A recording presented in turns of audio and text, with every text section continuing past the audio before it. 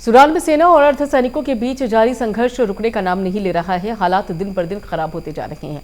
ऐसे में वहां फंसे हुए 3000 से ज्यादा भारतीयों के लिए सरकार ने ऑपरेशन कावेरी शुरू कर दिया है और इसके तहत बुधवार रात को 360 भारतीयों को लेकर पहली उड़ान दिल्ली पहुंच गई और पहली उड़ान में भोपाल का भी एक युवक शामिल था। इसको लेकर सीएम शिवराज सिंह चौहान ने पीएम मोदी और केंद्र सरकार का आभार जताया। सीएम शिवराज ने कहा कि पीएम मोदी का हृदय से धन्यवाद करता हूं और देश में मोदी है तो मुमकिन है।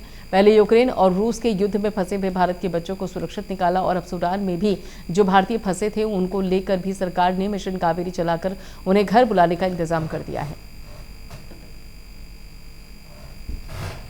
पहले तो मैं प्रधानमंत्री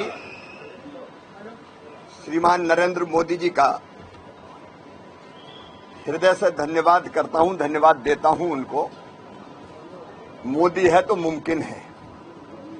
पहले जब यूक्रेन और रूस के युद्ध में यूक्रेन में भारत के बच्चे फंस गए थे, तब मोदी जी ने रूस के राष्ट्रपति से भी बात की थी और यूक्रेन के राष्ट्रपति से भी बात की थी कि हमारे बच्चे तिरंगा लेकर निकलेंगे। उधर गृह मंत्री डॉक्टर नरोत्तम मिश्रा का मानहानि के इस मामले पर बयान सामने आया। उन्होंने कहा कि दिग्विजय सिंह ने खुद को कोरोना वायरस बताकर साबित कर दिया कि वो एक हानिकारक व्यक्ति हैं। दिग्विजय, आपके कोरोना वायरस का अंत बीजेपी की वैक्सीन ही करेगी। और धार की घटना के आरोपी को देर रात पुलिस एनकाउंटर में गोली लगी है, जिसे गिरफ्तार कर लिया गया है। फिलहाल वो अस्पताल में भर्ती है। आरोपी के अतिक्रमण पर भी कार्रवाई की जा रही है। आरोपी को रात को 10-11 की दरमियान रात में पुलिस ने घेर कर एनकाउंटर किया। उसने पुलिस पर गोली चलाई थी। जवाबी फायरिंग में पुलिस ने भी गोली मारी है, उसके पैर में लगी है। अस्पताल में वो भर्ती है, गिरफ्तारी हो गई है और अभी बाकी की कार्रवाई उसके अतिक्रमण वाली की जा रही है। बालाघाट में नक्सली मूवमेंट को लेकर देखो, 2 प्रदेश की सरकारें आपके सामने हैं। 2-3 दिन पहले का मध्य प्रदेश का है और कल का छत्तीसगढ़ का, और 2 सरकारें हैं, एक मध्य प्रदेश की है, एक छत्तीसगढ़ की है। 2 पार्टियां, एक कांग्रेस है, एक भाजपा है। छत्तीसगढ़ में कांग्रेस की सरकार है, वहां नक्सली हमला कर रहे हैं।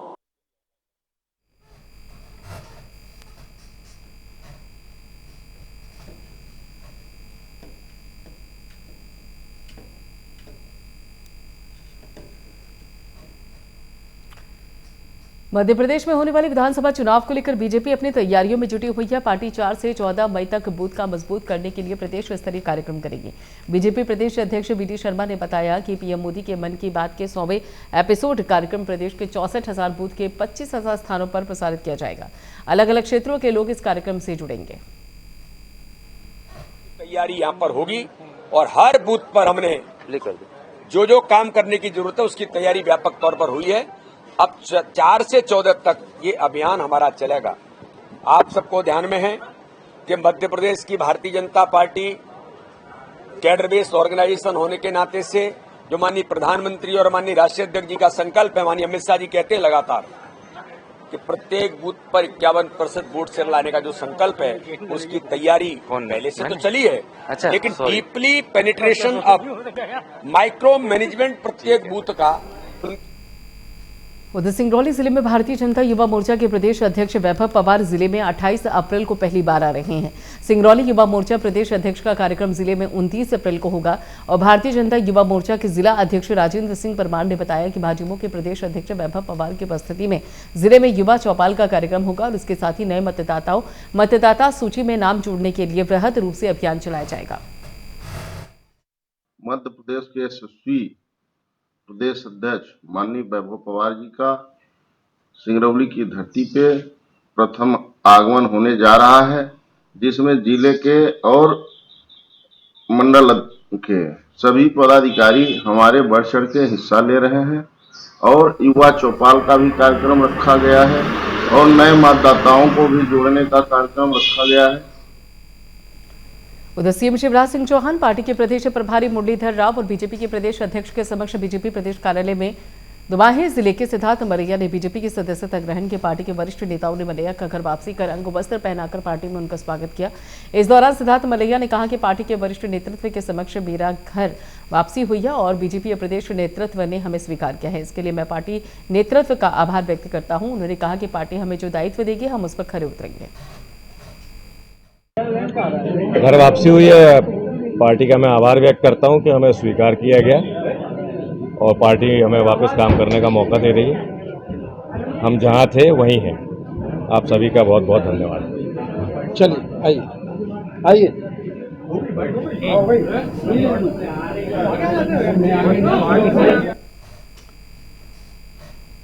विधानसभा चुनाव को लेकर बीजेपी ने रणनीति बनानी शुरू कर दी है, जिसके लिए बीजेपी के सभी आला अधिकारी कार्यालय पहुंचे। चुनाव में बूथ स्तर को किस तरीके से मजबूत किया जाए, इसको लेकर चर्चा हुई। इन्हीं तमाम मुद्दों को लेकर प्राइम न्यूज के संवाददाता सत्यम शर्मा ने बीजेपी किसान मोर्चा के प्रदेश अध्यक्ष दर्शन सिंह चौधरी से खास बातचीत की। मध्य प्रदेश चुनाव की आहट शुरू हो गई है और बीजेपी में बैठकों का दौर शुरू हो गया है। हमारे साथ प्रदेश किसान के अध्यक्ष मौजूद हैं बीजेपी के, हम उनसे बात करेंगे। आज बैठक का दौर शुरू हुआ है। सुबह भी जिले के अधिकारी, प्रदेश के जो बीजेपी के अध्यक्ष थे और जो जिला के अध्यक्ष थे, उन सबको मिलकर एक बैठक का आयोजन किया गया। इसमें क्या निकल कर सामने आया, क्या चुनाव को लेकर रणनीति बनाई जा रही?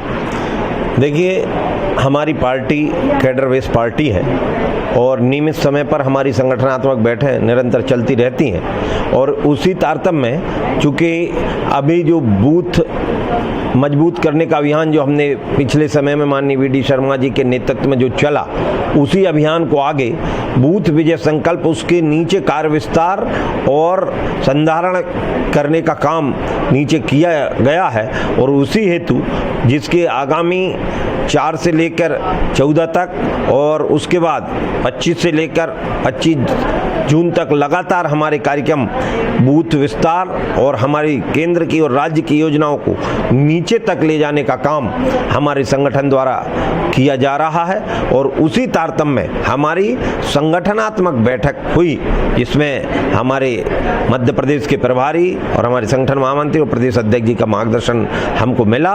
और लगातार हम ये कह सकते हैं जिस हिसाब से मध्य प्रदेश में बूथ का काम हुआ है, आज जितने पेज में भी हमने अर्ध पन्ना प्रमुख और समितियां हमारी प्रदेश में बनी हैं, और निश्चित तौर पर हम उस आधार पर कह सकते हैं कि आगामी जो 2023 में चुनाव आ रहे हैं उसमें एक तरफा भारतीय जनता पार्टी की जीत होगी।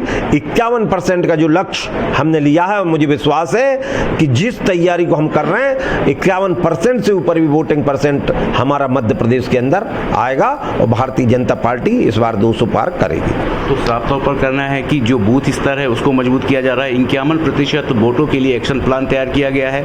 किसानों को लुभाने के लिए किसान के हित के कल्याणकारी योजनाओं को क्रियान्वित किया जाएगा और जनता के बीच जाकर बीजेपी के कार्यकर्ता और बीजेपी के पदाधिकारी सब मिलेंगे।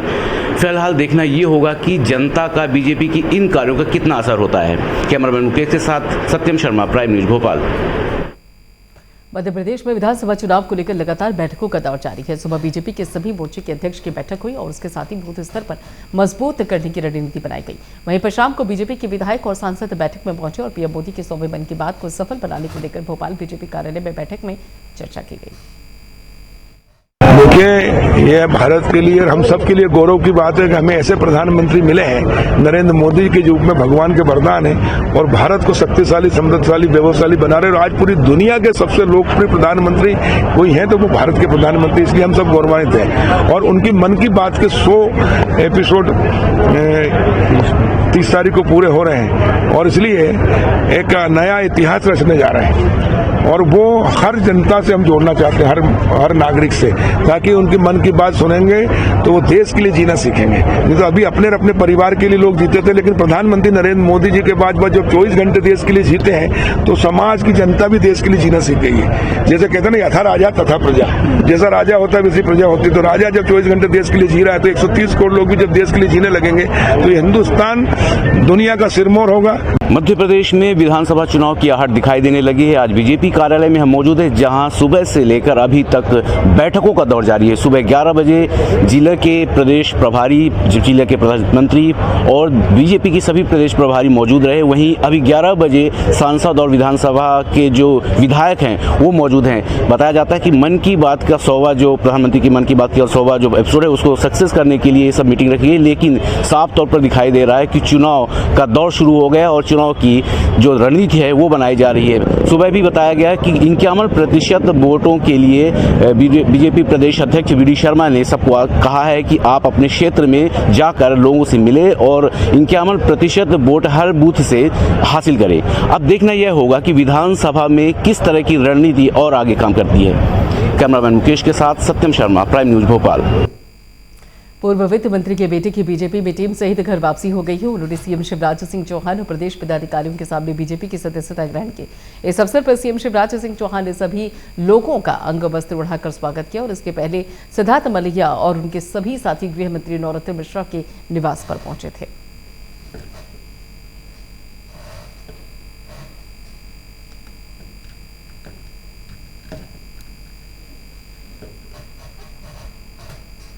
ग्वालियर शहर के हजीरा थाना क्षेत्र के संजय नगर इलाके में एक बंद मकान में नकली दूध और उससे बने उत्पाद के निर्माण को पुलिस ने पकड़ा। पुलिस का कहना है कि इस मामले में खाद्य और औषधि प्रशासन विभाग के लोगों को मौके पर बुलाया गया है और उनकी जांच पड़ताल के बाद मुकदमा दर्ज किया जाएगा। फिलहाल पुलिस को फैक्ट्री में कोई भी व्यक्ति नहीं मिला है। वहीं पुलिस ने मामले को लेकर जाँच शुरू कर दी है। हजीरा थाने से बीट आरक्षक रवि शर्मा आज एक अपनी रूटीन तामीली ड्यूटी में थे। उन्होंने एक मकान में तामीली के लिए गए तो उन्हें वहाँ कुछ संदिग्ध गतिविधि दिखाई दी जिसमें नकली दूध जैसा उनको प्रतीत हुआ। उन्होंने इसकी सूचना थाना प्रभारी संतोष भदौरिया को दी और यहाँ मैं बल के आके जब देखा गया तो ये केमिकल कुछ यहाँ दिखाई दे रहा है, केमिकल जैसा केन्स हैं, एक शैम्पू जैसा पैकिंग है और साथ में पानी से बनाया हुआ दूध और फिर कुछ एक हीटिंग प्लांट है जिसमें वो गरम करके पनीर जैसा पदार्थ कुछ बनाया जा रहा है। ये सूचना ड्रग इंस्पेक्टर को और फूड विभाग को दी गई है। संबंधित विभाग इसमें कार्यवाही करेंगे। उधर रीवा के मैदानी इलाकों में स्वास्थ्य केंद्रों की व्यवस्था काफी खराब देखने को मिल रही है। मरीजों को बॉटल के ड्रिप चढ़ाने और इंजेक्शन लगवाने के लिए घंटों इंतजार करना पड़ रहा है। इतना ही नहीं, स्वास्थ्य केंद्रों में भर्ती हुए मरीजों को भोजन नसीब नहीं हो पा रहा है। सिर्फ एक टाइम चाय और साथ ही टोस्ट के भरोसे मरीज अपना जीवन यापन कर रहे हैं। अपना का नाम है? राम बद्दू। कहाँ से आए हैं? खैर है इससे काहे खेती रहा? दवाई करवावे इंजेक्शन लगवावे का क्यों है इंजेक्शन रूम में?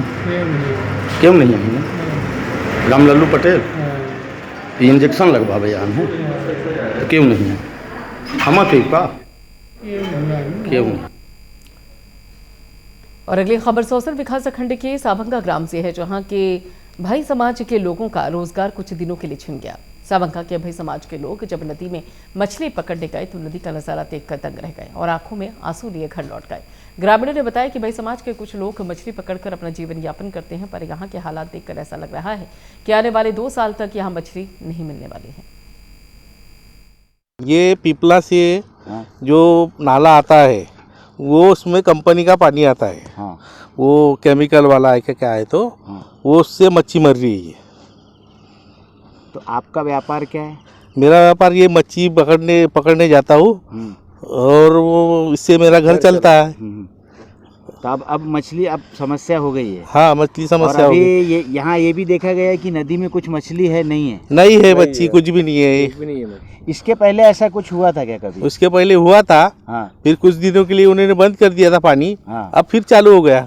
अच्छा, ये पानी कौन से रास्ते से आता है? वो पीपला वाले नाले से आता है। उधर मुरैना जिले की जरा तहसील में अवैध भवन निर्माण किया जा रहा है। बिना किसी टेंडर परमिशन और बिना किसी सरकारी निधि के भवन का निर्माण किया जा रहा है। समाजवादी पार्टी ने इस अवैध भवन निर्माण को रोकने के लिए ज्ञापन भी दिया है और जोरा एसडीएम ने बताया कि इस अवैध भवन निर्माण की उन्हें जानकारी नहीं थी। अब निर्माण रुकवा दिया गया है। मेरा नाम राजगुरु यादव है और मैं मामला जोरा तहसील का है। जोरा तहसील प्रांगण में एक अवैध रूप से निर्माण कार्य किया जा रहा है किसी भवन का। इसकी जानकारी हमने माननीय एसडीएम महोदय जोरा से प्राप्त की तो उन्होंने कहा कि मेरी जानकारी में नहीं है, यदि कार्य चल रहा है तो मैं रुकवाऊंगा। तो कुछ दिन के लिए उन्होंने कार्य को देखा और रुकवा दिया, लेकिन पुनः वो कार्य दोबारा चालू हो गया। इस संदर्भ में हमने उनसे दस्तावेज चाहे किस टेंडर के प्रति किस भवन के लिए आवंटन हुआ है उसके आप जानकारी दें, तो उन्होंने देने से मना कर दिया। और अगली खबर दमोह की अमलिया पुलिस चौकी से सामने आ रही है, जहां पर तेज रफ्तार कार एक पेड़ से जा टकराई। हादसे में 2 लोगों की मौत की खबर है, जबकि 4 लोग गंभीर रूप से घायल हो गए हैं। टक्कर इतनी भीषण थी कि कार के परखच्चे उड़ गए। सूचना मिलती ही मौके पर पहुंची पुलिस ने कार सवार 7 लोगों को रेस्क्यू किया, उन्हें दमोह के जिला अस्पताल पहुंचाया, जहां पर 2 लोगों की मौत हो गई। वहीं इस हादसे में 4 लोग गंभीर रूप से घायल हुए, जिनका इलाज किया जा रहा है। एक सूचना प्राप्त हुई थी कि ग्राम लकलका का एक परिवार बनगांव जा रहा था, जो अचानक लकलका से करीब 2 किलोमीटर दूर पर गाड़ी जाके एक पेड़ से टकरा गई है, जिसमें सवार 6 लोग घायल हुए हैं और ड्राइवर भी घायल हुए हैं, जिसमें 7 लोग थे करीब, जिसमें से गया प्रसाद एवं हल्लू यादव को यहाँ जिला अस्पताल लाया गया था, जो डॉक्टर साहब ने मृत घोषित कर दिया। बाकी 4 लोग घायल हैं, उनका इलाज रहते हैं और ये ड्राइवर की लापरवाही के कारण ये दुर्घटना हुई है, जिसमें कार्रवाई की जा रही है। जो भी विधि संगत कार्रवाई है उसमें की जाएगी। ये ग्राम जो घायल हैं धनीराम यादव, ये अपने लड़के के लिए बच्ची देखने के लिए बनगांव जा रहे थे। क्या मामला सामने आया, कैसे एक्सीडेंट? अभी हाल तो जो उनसे पूछताछ की गई, जिसमें ड्राइवर की ही लापरवाही बताई गई है कि ड्राइवर द्वारा लापरवाही तेज़ रफ्तार से गाड़ी चलाई जा रही थी, जिससे जो पेड़ से टकरा गई है, इसमें यह दुर्घटना हुई है।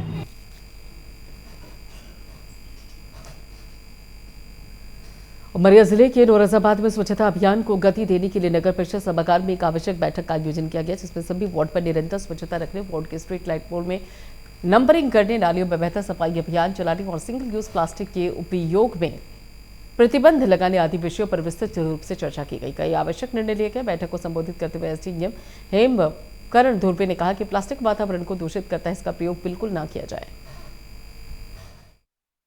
आज जो नगर परिषद नौरोजाबाद में पॉलीथीन मुक्त नौरोजाबाद बनाए जाने के संबंध में आज नगर के सभी व्यापारी बंधु,